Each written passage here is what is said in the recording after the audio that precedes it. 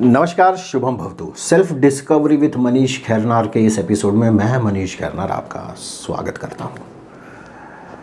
दोस्तों, आज हम बात करेंगे तीसरे तरह के लोगों के, third school of thought process. ये ऐसी फ्रीक्वेंसी जिसमें रह के लोग अपने अस्तित्व को इस तरीके से समझते हैं कि human existence is in the physical world as well as in the non physical world.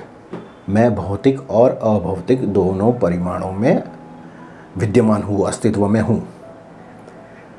पर मेरा भौतिक विश्व जो भी है वो मेरे अभौतिक विश्व में जो भी घटित हुआ है उसका परिणाम स्वरूप है। मतलब कोई भी घटना मेरे साथ हो रही है तो उसका कारण मेरे अंदर कुछ हुआ है, वो है। फॉर एग्ज़ाम्पल, मैं अगर सक्सेसफुल नहीं हूँ तो उसका रीज़न ये वो इस फ्रीक्वेंसी के साथ रेजोनेट होने वाले लोग ये बोलेंगे कि मैं सक्सेसफुल नहीं हो पाया क्योंकि मैं ओवर कॉन्फिडेंट हो गया था, या मैं लेज़ी हो गया था, मैं डिस्ट्रैक्टेड था। ऐसे कुछ चीज़ें। ऐसा नहीं कहेंगे कि मेरा एग्ज़ाम सही नहीं गया या तो मेरी बुक गुम हो गई या ये ऐसा वैसा। अगर ऐसा होता भी है तो भी वो ये अपने अंदर ढूंढ खोजने की कोशिश करेंगे कि मेरे से बुक गुम हो गई या तो मैंने बुक गुम कर दी। जो ये मानते हैं कि मेरे साथ जो घटित होता है वो मेरे अंदर घटित हुआ है, उसका परिणाम है। अब जैसे मैं हमेशा कहता हूँ कि इंसान कुछ बातों में फर्स्ट में रह स्कूल ऑफ थॉट प्रोसेस में रह सकता है, सेकंड फ्रीक्वेंसी में रह सकता है, कभी भी थर्ड में कुछ चीज़ों के लिए अलग अलग हो सकता है। हमारे अंदर बहुत सारी पर्सनैलिटीज़ है। तो to make the things simpler हम इनको एक अलग पर्सनालिटी समझते हैं कि भाई एक ये ऐसे लोग हैं कि जो ये मानते हैं कि मेरे साथ जो हुआ वो मेरे अंदर जो हुआ उसका परिणाम है। इनके प्रश्न बदल जाते हैं, इनका जीवन को देखने का जो नज़रिया होता है वो बदल जाता है। वो बहुत ज़्यादा क्यूरियोसिटी से भर जाते हैं। उनका सवाल ये होता है कि मेरी लाइफ में मैंने ये चीज़ क्यों अट्रैक्ट की। मैं जहाँ भी जाता हूँ वहाँ लोग मुझे अकेला कर देते हैं, या मैं जहाँ भी जाता हूँ लोग मेरे पीठ में खंजर भोंक देते हैं। जो भी मिला वो गद्दार ही मिला, काइंड ऑफ थिंग। ऐसे ऐसे सब होते हैं ना। तो ये लोग क्या करते हैं, ये इनका सवाल ये होता है कि मेरे अंदर ऐसा क्या घटित हो रहा है जिसकी वजह से मैं ऐसे लोगों को अट्रैक्ट कर रहा हूँ। उनका क्वेश्चन ये है। एंड दे स्टार्ट इंट्रोस्पेक्टिंग कि मेरे माइंड में ऐसा कोई ब्लॉकेज है, मेरे अंदर कोई ऐसा वायरस रन कर रहा है जो मैनिफेस्ट कर रहा है ऐसे लोगों को मेरी लाइफ में। तो ये लोग जो होते हैं वो मैनिफेस्टेशन मोड में रहते हैं, ये क्रिएशन मोड में रहते हैं। और आजकल लोग मैनिफेस्टेशन के पीछे बहुत पॉपुलर हो गया मैनिफेस्टेशन, लॉ ऑफ अट्रैक्शन और सीक्रेट बुक के बाद। अब मेरा ये मानना है कि आप जब भी लॉ ऑफ अट्रैक्शन या मैनिफेस्टेशन करते हैं, प्रैक्टिस करते हैं, तो आपको इस third school of thought process में आना बहुत ज़रूरी है। अगर आप second school of thought process में हैं, फर्स्ट में है तो आप करेंगे ही नहीं। और अगर आप second school of thought process में हैं और आप मैनिफेस्टेशन प्रैक्टिस कर रहे हैं तो डेफिनेटली इट विल बैकफायर। आपको क्रिएटर मोड में आना पड़ता है। मैं एक अच्छी नौकरी इसलिए मैनिफेस्ट करना चाहता हूँ ताकि वो नौकरी मिल जाएगी तो मैं खुश हो जाऊँगा। हाँ, ये थॉट प्रोसेस क्या हो, ये second school of thought process. अब second school of thought process में रह के अगर लॉ ऑफ अट्रैक्शन प्रैक्टिस करेंगे तो नौकरी शायद मिल भी जाएगी, पर नौकरी मिलने से खुशी नहीं मिलेगी। वो मैंने शायद ये पहले भी बताया कि वो कहावत है ना कि आपकी लाइफ में बहुत सारा सक्सेस, बहुत सारे पैसे, बहुत सारी फेम होनी चाहिए ताकि आपको पता चले कि that is not the answer. तो ये समझ में आएगा। तो ये भी एक लर्निंग का पार्ट ही है।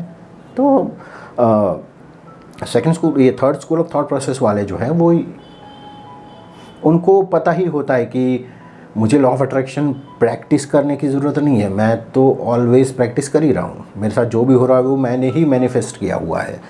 ये हो सकता है कि कुछ चीज़ें मैं कॉन्शियसली मैनिफेस्ट करता हूँ, कुछ चीज़ें मैं सबकॉन्शियसली या अनकॉन्शियसली मैनिफेस्ट करता हूँ। तो मैंने ऐसी कौन सी बात है जो सबकॉन्शियसली या अनकॉन्शियसली मैनिफेस्ट की। मेरे साथ अगर ये ख़राब घटना घटी है तो मेरे कौन से पार्ट ने इस बात को मैनिफेस्ट किया और क्यों किया। इससे मुझे अपने आप में, मेरे अंदर के प्रोग्रामिंग में क्या चेंज करना है, उनका फोकस वहाँ पे होगा। Those who are in third school of thought process, they are real स्वदर्शक्स।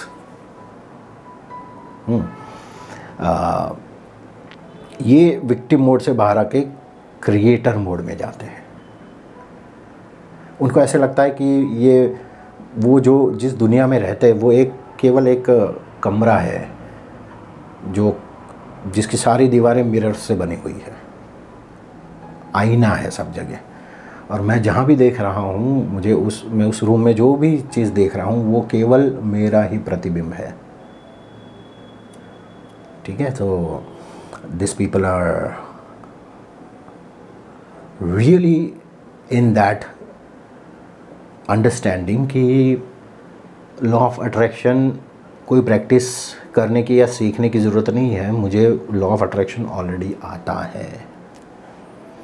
The only thing is कि मैंने ये चीज़ मैनिफेस्ट की तो क्यों की, वो मुझे समझना है। मुझे ये चीज़ मैनिफेस्ट करनी है जिसकी वजह से मेरी लाइफ बन जाएगी, वैसा नहीं है। देखो चीज़ें मतलब सिर्फ नज़रिया बदलने से पूरी अंडरस्टैंडिंग कैसे बदल जाती है। तो this people are in real creator mode. दोस्तों ये लोग समझते हैं कि सेल्फ वर्क का इम्पोर्टेंस क्या है, स्वयं के ऊपर काम करना क्यों बहुत ज़्यादा ज़रूरी है, वो लोग ये समझते हैं। बाहर कोई समस्या आती है तो वो अपने अंदर जाते हैं, अपने अंदर देयर आर टेक्निक्स जो आगे जाके हम सीखेंगे भी कि कैसे अंदर जाना है, कैसे आपके सबकॉन्शियस के साथ बात करना है, कैसे उसको एक्सप्लोर करना है। उस जितना ओपन फोरम में सिखाना सेफ़ है उतना मैं सिखाने की कोशिश करूँगा। सेल्फ डिस्कवरी विद मनीष कैनर इस जो प्लेलिस्ट जो हमने बनाया है उसमें, ठीक है।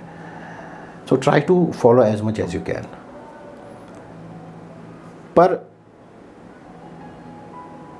ये मोड जो है वो आपको अर्न करना पड़ता है। ऐसा नहीं कि मनीष ने बताया कि third school of thought process वाले क्रिएटर्स होते हैं तो आज से सेकंड को बाय बाय कर दिया और मैं थर्ड में आ गया, ऐसे नहीं होता। ऐसे नहीं होना भी चाहिए। एक प्रोसेस है, एक आपको अर्न करनी पड़ती है। हर सीढ़ी चढ़ने का जो डिस्कम्फर्ट है, जो दर्द है, वो आपको ओवरकम करना पड़ता है। उसके बाद आप जाएंगे ऑटोमेटिकली। वो जैसे एक पेड़ में से फूल निकलता है अपने आप। मनीष ने मुझे फूल दिखाया तो मैं फूल लेकर आया, अब मैं पेड़ पे चिपका दूंगा, ऐसे नहीं होता ना। आप जितना सेल्फ वर्क करते जाएंगे उतने आपके अंदर ऐसे फूल खिलते जाएंगे। ये है स्वदर्शन, ये है सेल्फ डिस्कवरी। तो ये जो लोग होते हैं उनका जीवन को देखने का जो नज़रिया होता है वो अलग होता है। वो ब्लेम नहीं करेंगे लोगों को। दे विल बी, उनके अंदर कुछ गुण ऑटोमेटिकली डेवलप होना शुरू हो जाएंगे। उनका जो कंप्लेनिंग एटीट्यूड है वो कम होता जाएगा। वो उतने कम कंप्लेंट से भरे होंगे और जितनी कंप्लेंट कम होती जाएगी उतना उनका ग्रेटिट्यूड बढ़ता जाएगा, उतना वो लोग थैंकफुलनेस से भरते जाएंगे। ऑटोमेटिकली थैंकफुलनेस आएगी। आज मैं कहता हूँ कि आप कुछ लोग कहते हैं कि आप ग्रेटिट्यूड से भर जाइए, और लोग ज़बरदस्ती अपने आप को ग्रेटिट्यूड से भरने की कोशिश भी करते हैं। वो कुछ हद तक काम करेगा, पर ये फूल है, वो उगना चाहिए अंदर से। वो अंदर से, आपका अंदर का आनंद इतना होना चाहिए, इतना एक्जुबरेंस होना चाहिए कि वो फूल बन के ऑटोमेटिकली बाहर आए। तो ये ग्रेटिट्यूड जो है वो एक फूल है जो अपने आप खिलना चाहिए। वो खिलेगा। जैसे जैसे third school of thought process में आते जाएंगे वैसे वैसे आपका जीवन फूलों से भरता जाएगा।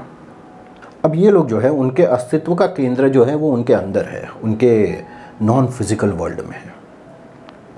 वो हमेशा ये मानते हैं कि मैं ध्यान करूँगा और ध्यान में मैं ये चीज़ करूँगा, अपने इस इमोशन को एड्रेस करूँगा, अपनी इस बिलीफ को, अपनी इस थॉट प्रोसेस को एड्रेस करूँगा तो मेरे आसपास की दुनिया अपने आप बदलने लगेगी।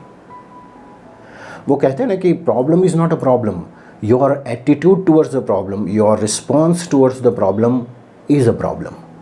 फॉर एग्ज़ाम्पल हमने देखा कि कुछ कहानियाँ हैं कि एक बहुत बड़ा लुटेरा है, और वो वाल्मीकि की भी स्टोरी है, अंगुलीमाल की भी स्टोरी है। वो जो भी आता था उनको लूटता था, पर उनको फिर उनको एक ऐसा इंसान मिला जो अंदर से इतना ज़्यादा हैप्पी था, इतना आनंद से भरा हुआ था, उसके आसपास जैसे फूलों की सुगंध फैल रही होगी। वो जो लुटेरा था वो उन लोगों का कुछ नहीं कर पाया, रादर उन्होंने उसको बदल दिया। तो ये जो third school of thought process है, ये आपको अर्न करनी पड़ती है अपने ऊपर काम करके। जब आप एक्चुअली देखेंगे कि बाहर की दुनिया बदल गई, जैसे कि मैंने मेरे रिस्पॉन्स को चेंज किया, मैंने मेरे बिहेवियर को चेंज किया, और मेरी वाइफ का नेचर बदल गया, मेरे बॉस का नेचर बदल गया, मेरी टीम का नेचर बदल गया। ये क्या है? ये जब आपके साथ एक्चुअल में होगा तब आपको समझ में आएगा कि yes, I am the creator of the world. और एक छोटा सा चेंज भी अगर आपने अपने अंदर कर दिया ना, तो over a period of time उसका जो रिटर्न होगा वो इनफाइनाइट होगा। आप उसको काउंट नहीं कर सकते। जस्ट इमेजिन, किसी इंसान में कॉन्फिडेंस का प्रॉब्लम है। अब वो क्या है? कॉन्फिडेंस का प्रॉब्लम भी मेरे माइंड में कोई एक प्रोग्राम चल रहा है, कोई एक विक्टिमहुड वाला प्रोग्राम चल रहा है। अब अगर कोई अब अंदर गया वो इंसान और उसने उस प्रोग्राम को हील कर दिया, वो कॉन्फिडेंट हो गया, वो 10 साल का है, तब उसने अपने अंदर कॉन्फिडेंस के पुष्प को खिला दिया, या उसके कॉन्फिडेंस के सूरज के ऊपर जो उस विक्टिमहुड वाले प्रोग्राम का जो धूल जमी हुई थी वो उसने हटा दी, तो वो कॉन्फिडेंट हो गया। अब जस्ट इमेजिन, वो 15 साल का होगा, 20 साल का होगा, 25 साल का होगा, 40 साल का होगा, तब हर स्टेज पे अगर आप मूल्यांकन करें कि उसके कॉन्फिडेंट होने से उसकी लाइफ में कितना फ़ायदा हुआ, फ़ायदा इन टर्म्स ऑफ मनी, फ़ायदा in terms of relationship, in terms of health, in terms of success, तो इंसान कहाँ से कहाँ इसको आप काउंट नहीं कर सकते। It's infinite level of. तो जितना आप अंदर काम करेंगे उतना आपको जो बेनिफिट्स होते हैं वो इनफाइनाइट मिलते जाएंगे। अभी मेरा एक इन्वेस्टमेंट बैंकर से बात हो रहा था, तो मैंने उनसे पूछा कि सबसे हाईएस्ट रिटर्न देने वाला इन्वेस्टमेंट कौन सा। तो उसने बोला कि आप म्यूचुअल फंड्स ले सकते हैं, आप स्टॉक्स ले सकते हैं, तो उसमें आपको हाईएस्ट रिटर्न मिलेगा। गोल्ड ले सकते हैं, कुछ स्पेसिफिक जगहों पे रियल एस्टेट में इन्वेस्ट करो तो आपको बहुत ज़्यादा रिटर्न मिलेगा। मैंने बताया सर, मैंने ये तो बोला ही नहीं है कि हाईएस्ट फिनेंशियल रिटर्न देने वाला। यस, जो भी रिटर्न है वो अल्टीमेटली फिनेंस में तो बॉयल डाउन होंगे और होने भी चाहिए। ठीक है, जब आपके पास पैसे की कोई चिंता ही नहीं है तभी आप ज़्यादा अच्छे से इनर वर्क कर सकते हैं। अगर लोगों के बार बार फ़ोन आ रहा है कि आपको EMI भरना है, गाली गलौज हो रही है, और आपके दरवाजे पे आके लोग सीन क्रिएट कर रहे हैं, तब आप शांति से बैठ के ध्यान करना मुश्किल हो जाएगा, है कि नहीं? तो वो भी एक तरह का इंडिकेशन ही है कि मैंने मेरी लाइफ में फिनेंशियल कंस्ट्रेंट्स क्यों मैनिफेस्ट किए, मेरे अंदर कौन सा प्रोग्राम है जिसको हील करना बाकी है, मैं उसको हील कर दूंगा तो वो फाइनेंशियल कंस्ट्रेंट ऑटोमेटिकली रिमूव हो जाएंगे, ताकि मैं ज़्यादा अच्छे से अपने ऊपर काम कर पाऊंगा। तो ये एक देखने का नज़रिया है जो third school of thought process वाले हैं उनका। तो इन्वेस्टमेंट बैंकर को मैंने बोला, अब जस्ट इमेजिन कि आपकी फ़िज़िकल हेल्थ अभी ऐसी है कि आप 60 साल तक काम कर सकते हो, उसके बाद आप काम नहीं कर पाएंगे, उसके बाद रादर एक लायबिलिटी बन जाएंगे कि आपकी दवाई का खर्चा होगा, आपके रहने का खर्चा होगा, ये सारी चीज़ें। मान लो आप आज अपनी फ़िज़िकल हेल्थ में 2 चीज़ें इन्वेस्ट करते हो, एक टाइम और दूसरा थोड़ा सा पैसा। अब जिम में जाने का खर्चा कोई इतना ज़्यादा नहीं होता है, या योगा क्लासेस करने का पैसा इतना, कभी कभी तो आप इवन फ्री में भी कर सकते हैं। तो अगर आपने वो इन्वेस्ट करना शुरू किया तो हो सकता है कि आप 60 साल की जगह 75 ईयर्स तक, 75 सालों तक आप काम कर सके। तो जस्ट इमेजिन आपको मनी वाइज कितना रिटर्न मिला। और बीमार होने से जो परेशानियां होती है वो सब तो साइड में, लोग जो परेशान होते हैं, आपके रिलेशनशिप्स पे जो असर होती है, वो सारी चीज़ें अलग। तो ये कितना हाईएस्ट रिटर्न, कितना हाई रिटर्न देने वाली चीज़ होगी अपना फिजिकल हेल्थ। वैसे ही रिलेशनशिप्स, अगर आप अपनी रिलेशनशिप्स को अच्छे से मैनेज करते हो, बहुत सारे अच्छे अच्छे लोग आपको जानते हैं, तो यू डोंट नो कि कभी आप किसी बड़ी प्रॉब्लम में फंस गए और आपने 2 फ़ोन किए और आपका प्रॉब्लम सॉल्व हो गया, ऐसा हो सकता है। तो ये है रिलेशनशिप्स का रिटर्न। उसमें आपको क्या देना है? थोड़ा सा केयर, थोड़ा सा कंसर्न, थोड़ा सा रिस्पेक्ट, थोड़ा सा टाइम, और कभी कभी थोड़े से पैसे।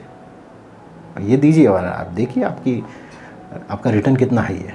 कभी भी आ सकता है, पर आएगा।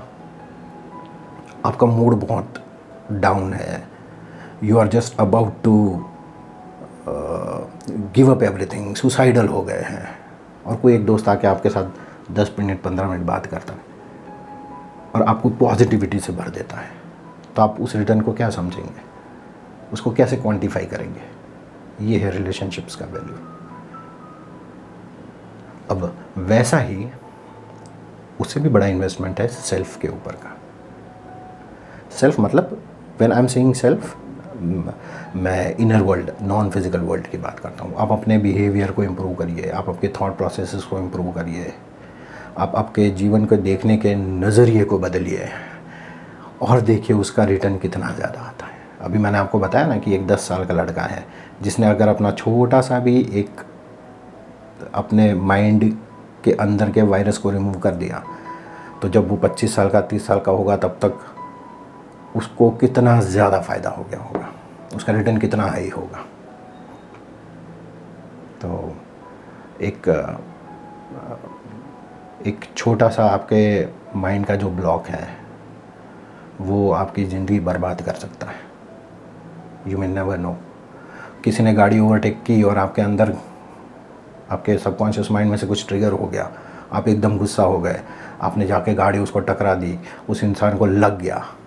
हाँ, हो सकता है आपको बाकी की पूरी ज़िंदगी जेल में रहना पड़े। अगर टाइम रहते आपने अपने एंगर के ऊपर थोड़ा सा काम कर लिया होता, थोड़ा सा इन्वेस्टमेंट अपने ऊपर कर लिया होता। हम लाखों रुपए के फ़ोन ख़रीद लेते हैं, हम हमारे सेल्फ़ के ऊपर बिल्कुल काम करने के लिए रेडी नहीं है। ये एक विक्टिम मोड है। अगर आपको विक्टिम मोड में नहीं रखा जाएगा तो आप बोलेंगे पहले मैं अपने ऊपर काम कर लेता हूँ, उसके बाद फ़ोन तो अपने आप आ जाएगा।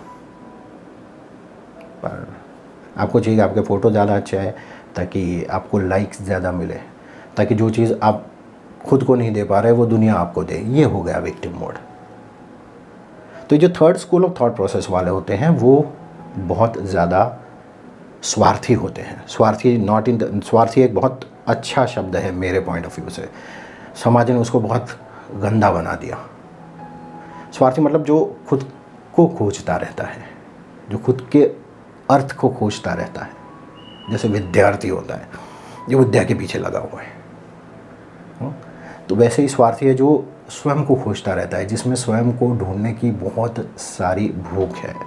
मैं जब स्वार्थी कह रहा हूँ तो मेरा ये मतलब है।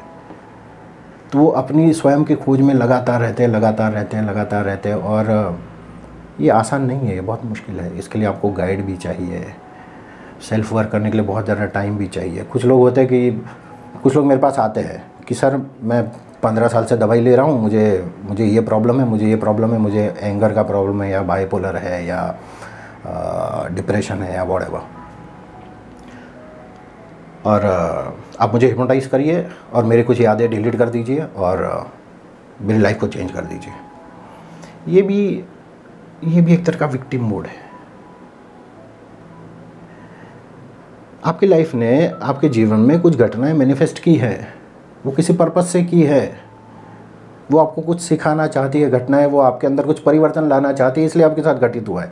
अगर वो डिलीट हो गया, हालांकि हिप्नोसिस से ऐसा डिलीट नहीं होता, हिप्नोथेरेपी से ऐसी चीज़ें डिलीट नहीं होती, आपका सेंसिटिविटी कम किया जा सकता है, आपका आउटलुक उस चीज़ों की तरफ, आपका अंडरस्टैंडिंग उस घटनाओं की तरफ बदला जा सकता है हिप्नोथेरेपी से।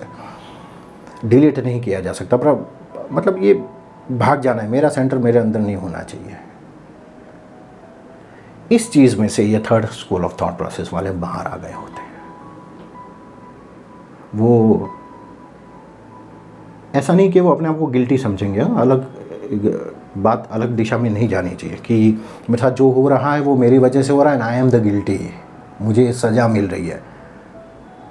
समझ रहा, कुछ लोग ऐसे होते हैं जो अपने आप को बेल्ट से मारते हैं, अपने ऊपर अत्याचार करते हैं, शारीरिक मानसिक अत्याचार करते हैं, अपने ऊपर पाबंदियाँ लगा देते हैं, ये समझ के कि ये चीज़ें उनको प्योरीफाई कर रही है। मैं वो बात नहीं कर रहा। अपने आप को गिल्टी नहीं समझना है, वो भी मेरे हिसाब से तो विक्टिम मोड ही है। अपने आप को क्रिएटर समझो कि सीमिंगली मेरे साथ, मतलब प्रथम दृष्टि मुझे ऐसा लगता है कि ये चीज़ मेरे साथ गलत हुई है। वी डोंट नो, 15 साल बाद अगर मैं उस घटना को देखूँ तो हो सकता है कि मेरे जीवन की सबसे ज़रूरी, सबसे इम्पोर्टेंट, सबसे फ़ायदेमंद घटना वो हो। ऐसा हो सकता है ना। हमें तब लगता है कि ये मेरे साथ बहुत बुरा हुआ, पर over a period of time हमें लगता है कि अगर मेरे साथ ये घटना नहीं हुई होती तो आज मैं इतना ऊपर नहीं होता। ऑलमोस्ट हर सक्सेसफुल इंसान की आप लाइफ स्टोरी सुनेंगे तो उसकी लाइफ में ऐसी घटनाएं होंगी जो उस वक्त उसको बहुत ख़राब लगी होगी, फिर आगे जाके उसको लगा होगा हाँ यार, अगर मेरे माइंड ने ये चीज़ मेरी लाइफ में मैनिफेस्ट नहीं की होती तो आज मैं यहाँ नहीं होता। ठीक है, तो ये एक जजमेंट है कि ये चीज़ अच्छी और ये चीज़ गलत है। आप जितना नॉन जजमेंटल होते जाएंगे, आप ऑटोमेटिकली उतना third school of thought process में आते जाएंगे, उतना आप third school of thought process की फ्रीक्वेंसी में आते जाएंगे। This is about that frequency. Guilt में नहीं रहना है कि यार सब मेरे ही हो रहा है और मैंने किया, नहीं। सवाल ये होना चाहिए कि मैंने मेरी लाइफ में ये चीज़ मैनिफेस्ट करी, उसकी वजह से मैं अपने अंदर कौन सा परिवर्तन लाना चाहता हूँ। That should be the question. ठीक है, थोड़ा कॉम्प्लिकेटेड है बट हम काम करेंगे।